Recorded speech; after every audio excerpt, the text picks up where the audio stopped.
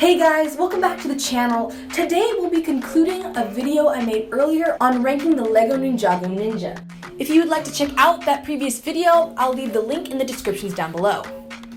In that video, I ranked Nia, Lloyd, and Jay as my ninja in the 6th, 5th, and 4th slots. Today, we'll be concluding that video and listing off my top 3 favorite ninja. Remember that everything I say in this video is my opinion. You don't have to share my opinion, it's just my opinion, and we can agree to disagree on many things. Don't forget to like and subscribe and hit the bell if you would like to hear notifications as more of my content comes out. With that, let's get started. Coming into the 3rd slot, we have Kai, the red hot ninja of fire. Kai was the first ninja we got to meet in the pilot episodes. I liked him right off the bat. For one, he had a sister, and as I have many siblings as well, I really liked the sibling connection that they had going on here. His hot temper and his willingness to protect his friends and family became obvious even within just the pilot episodes, as well did his determination and willingness to complete the goals he had set for himself.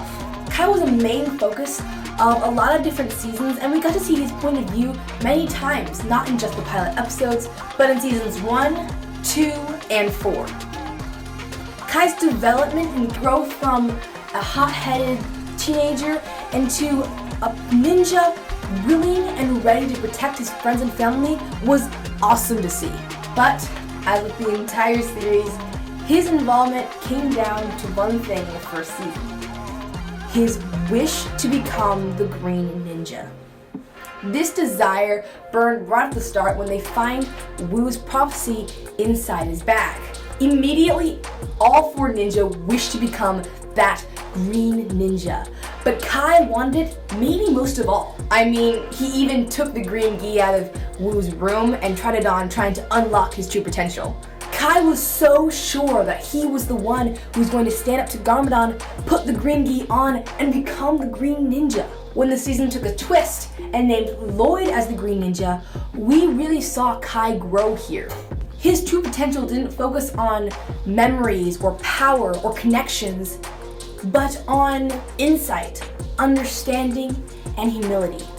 Kai didn't just want to be the Green Ninja, he thought he was the Green Ninja. But even after all that, he stepped down, humbled himself, and said, Lloyd is the Green Ninja. Kai's humility to surrender the green gi to Lloyd and accept his new role as a protector really pushed him up the rank for me and made him respect his character so much more. And as we move on with the seasons, we see Kai take his responsibility of Lloyd and as his protector really seriously. Like with all the ninja, Kai came alongside Lloyd and trained him in preparation of the great battle between good and evil. But Lloyd was more than just a student or a friend to Kai. Kai treated him like his little brother. This brotherly love of Lloyd didn't just last for seasons 1, 2, 3, but all the way into seasons 4 and 5. After Sensei Garmadon sacrificed himself in order to stop Chen's army in season 4, Lloyd felt alone and sort of lost without his dad.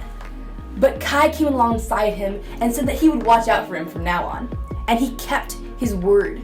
For the entire rest of the season, while Lloyd is under Moro's possession, Kai is fighting for him, fighting to bring him back and to keep his promise he made at the very, very beginning. But even though Kai has all these great strengths and all these great accomplishments behind him, he also has a dark side. I have always found it interesting when I find a character who has so many strengths and has made such good choices and is yet still tainted and tempted by evil from time to time. In season 4, we see that Kai's desire to become the Green Ninja was still very obvious and apparent in his mind. Even though he had previously humbled himself in seasons 1, he still wanted to be the Green Ninja, and that desire poisoned his mind and controlled him with the power of Chen's staff. However, this isn't the only time Kai was tempted to do something terrible. In season 7, I don't know if many of you actually caught on to this, but Kai was actually willing and ready to kill his own father because of what he had thought he had done in the past. That's pretty powerful, and terrible too. Only his mom was able to stop him and bring understanding to the situation. But Kai was entirely ready and willing to do it. I find that crazy and think that Lego Ninjago, which is supposed to be a kids show, definitely took a dark turn there. But that experience strengthened Kai and made him grow beyond that. With that being said, I was really excited for these newer seasons to come out and see Kai's journey and path develop and grow even more. But I feel like he's been made a little bit more of a joke and is sillier and less mature than he was in the older seasons. Also, he doesn't seem to support Lloyd as much as he did in the original seasons and doesn't have that same brotherly love that he did way back then. An example of this is when Lloyd is unconscious and the ninja decide that the only way to bring him back is for all of them to put their hands on him and to put their elemental powers into him. The original Kai from the original seasons would have been the first one to put his hands on Lloyd, no doubt about it. But this new Kai actually argues against it because he's afraid he's going to lose his powers. What? After all you've been through together, that's what you're worried about now? This choice took me way off guard. I was not expecting such a turn as this, and this new Kai really disappointed me in that. By the way, if you guys would like me to do a video on comparing the old Ninjago seasons to the new ones, please leave that in the comments below and I will try to get out and make that video. With that, I have really enjoyed seeing Kai develop and grow, as I said before, in all of these seasons and watching him progress through his journey. And so that is why he's one of my favorite ninja ever, and he stays in the 3rd slot. Okay guys, we're moving into the top 2 ninja now. The ninja taking slot 2 is Zane. Now Zane was actually my favorite character when I was younger. I love the fact that he was kind of the odd man out, and I really related to that in my own personal life. Also, he used big words, and I thought that was so cool, and his sophisticated way of speaking, and actually took it on for myself and started using big words. Zane was also accidentally hilarious. People have said in the past that the things I say are pretty funny by taking things too literally, and Zane had the same problem. All in all, I just really related with Zane when I was younger. In the earlier episodes, Zane's past was a bit of a mystery, and we didn't really know where he came from or why he was the way he was. And I loved and still love good mysteries, so I was drawn to Zane in that way. When we did understand why he was acting so weird, the fact that he was a ninjoid, I mean, come on, my little mind just was totally in awe and amazed at this. The biggest thing that really drew me to Zane when I was younger though, was the fact that he had to learn to accept who he was. In the beginning of the seasons, Zane didn't know who he was, period. He didn't know that he was a ninjoid, but once he did know, he wasn't sure if he wanted to accept it. And even if he didn't want to accept it, he didn't know how to. Throughout the first season and into the 2nd and 3rd, Zane had to work to grasp, understand, and accept the fact that he was, in fact, a robot, a ninjoid. And he had to learn how to use that knowledge to his advantage and to the advantage of the rest of the team. Zane's character growth through seasons 1, 2, and 3 were amazing to see, but they were all leading up to Zane's ultimate sacrifice. He wasn't just a robot. He was a person who loved his friends. Loved them so much that in season 3, he willingly laid down his life for them by standing up to the Overlord. Zane's ultimate sacrifice was one of the most poignant parts of the entire Ninjago series, in my opinion. I've never been a crier when it comes to shows and movies, but let me tell you, I was crying then. I was shocked and amazed and got up at the end of that episode with a hollow feeling inside, and actually got a little bit mad, but also was amazed at this sacrifice that Zane had made. This sacrifice actually inspired me when I was younger, and to be honest, still does. He showed me what a true friend should always be. You don't have to understand your friends all the time, only to love them and to be there for them. This was a huge lesson to me growing up. I always felt like the odd girl out and didn't quite understand my friends, but I still loved them. Anyway, I'll get on with this and move away from all my past childhood memories. Zane's return in the 4th season was one of the greatest things to happen in the series. In my opinion, once again, in my opinion, the scene when Chen is laughing outside his cell and the camera zooms in on Zane's face and suddenly opens his eyes, I was ecstatic. I jumped up and was like, no way! I was just so excited. However, though his return was incredible and amazing, he did return a little differently than he had been before. He wasn't really Zane anymore. In fact, he actually admits that he is no longer Zane, the White Ninja. All of his friends thought of him as Zane, but Zane himself only thought of himself as a copy of the original Zane. He was now the Titanium Ninja. This process of having him to discover who he was again was quite interesting, but it held an important fact. Zane, the original Zane, was really dead. He had died to give up his life for his friends, and there was no way to get that Zane back again. The new Zane, the Titanium Ninja, had taken his place. I think this is when my love for Zane dimmed just a little bit, and why he is now my second favorite ninja. He wasn't the Zane that I had completely adored when I was younger anymore. He was now the Titanium Ninja. That doesn't mean I don't love the Titanium Ninja, I really do, but it was a point where my admiration for him did dim just a little bit. As the Titanium Ninja, we've seen him mature and develop, but he wasn't really in the spotlight anymore, and I can't think of any radical or small ways he's particularly grown over the last few seasons, so my interest in him did dim a little bit in that respect as well. However, Zane did continue to mature throughout the series while still maintaining his hidden humor, his seriousness, and his love for his friends. The ninja team continued to depend on his calculations and knowledge, and he has kept his place as an essential part of the ninja team. However, like with most of the ninja, I've seen Zane grow a little more goofy and a little less mature in the newer seasons, but for the most part he's kept his identity firmly in place and hasn't changed in any radical ways. Even his look stayed mostly the same, though now he has the ability to change from synthetic to metal form on command, which I think is pretty cool. Zane will always be one of my favorite ninja because he caught my interest from the very beginning.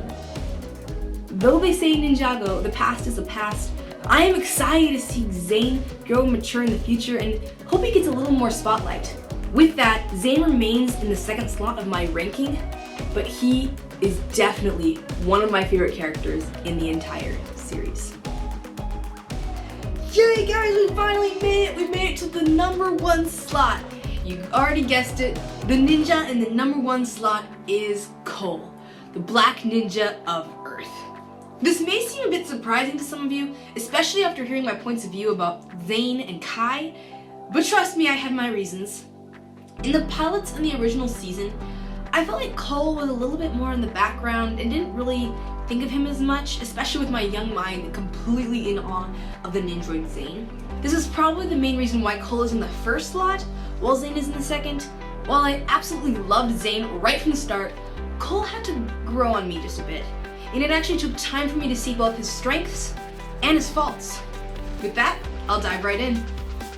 There are many reasons why Cole is now my favorite ninja, and one of the reasons is his ability to lead. In the pilots in first season, I like to believe that Cole is kind of the unofficial leader of the group. Right from the pilot episodes, we can see that the other ninja defer to him for a plan or what sort of action they should take. He also connected the team, keeping them on task and in focus during their missions. There wasn't anything specifically special about Cole to make him their leader, but he could do it and did. He was strong, both emotionally and physically, a solid part of the team, level-headed, and could keep the rest of the ninja in line without lording over them. However, even though he was willing and ready and able to lead, he was also humble enough to move aside for someone else. When Lloyd grew up and became the Green Ninja, he was the official leader of the group. Though Cole had previously been kind of in charge, he had no problem letting Lloyd take command. There was no jealousy, no resentment. Cole just moved out of the way. Even though this wasn't made a big deal in the seasons, I do feel like it's an important part of Cole's character. That he had the ability to lead, but also was humble enough to let someone else take charge. Though Cole was seen as the tough, brave fighter, he also had a softer side to him as well. A deep connection with his family and a want to protect his friends were obvious throughout all the seasons. And just because he had a love for family didn't mean he had some problems too. He had a rocky relationship with his father first season, and had to deal with the loss of his mother later on as well. Both of these factors came together to make Cole stronger and I would say a little bit more of a family guy, even though he had had problems in the past. Also, Cole has sort of a soft spot for some kids, and we've seen this a couple times throughout the series, but specifically in relation to when Master Wu became a kind of baby in the 8th season. Cole was definitely, at least in my opinion, the main person watching after Little Cole Jr., as he called him. And I think it's so sweet to see some of these moments when Cole is just looking at Master Wu when he's asleep. I mean, it is so cute and sweet. I just love that. Also, at one point, Cole had to rediscover who he was, which is similar to something I liked about Zane. During season 5, Cole is turned into a ghost and struggles with his new reality.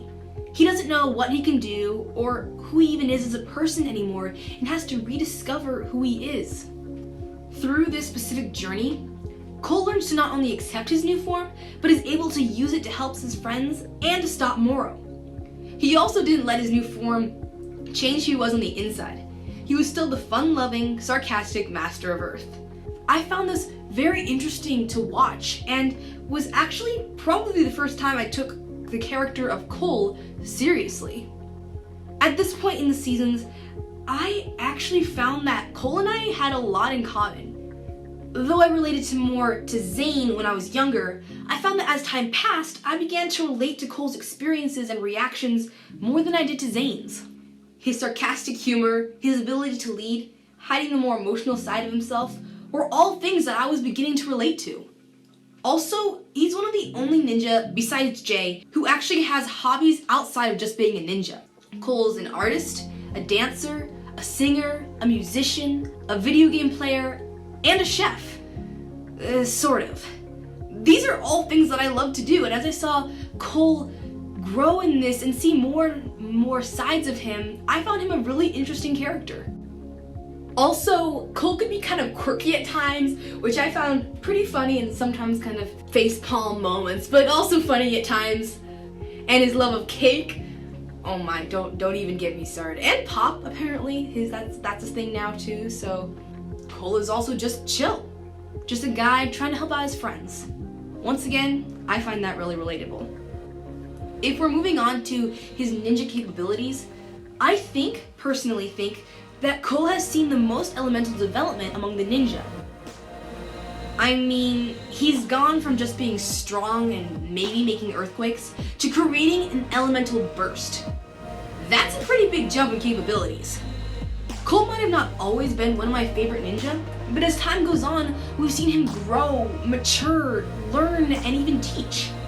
I think this is the biggest reason why Cole is in the first slot and Zane is in the second. I feel like Cole has continued to steadily develop as a character throughout the seasons, while Zane's character is pretty solid at this point. With that, Cole tops my charts as my favorite of the Ninjago ninja. And that finishes off my Ninjago ninja ranking. We have Mia in 6th, Lloyd in 5th, Jay in 4th, Kai in 3rd, Zane in 2nd, and Cole in 1st. Thanks so much for watching. Don't forget to like and subscribe if you enjoyed this video, and feel free to place your own Ninjago ninja ranking down in the comments below. Again, thanks for watching. Peace out.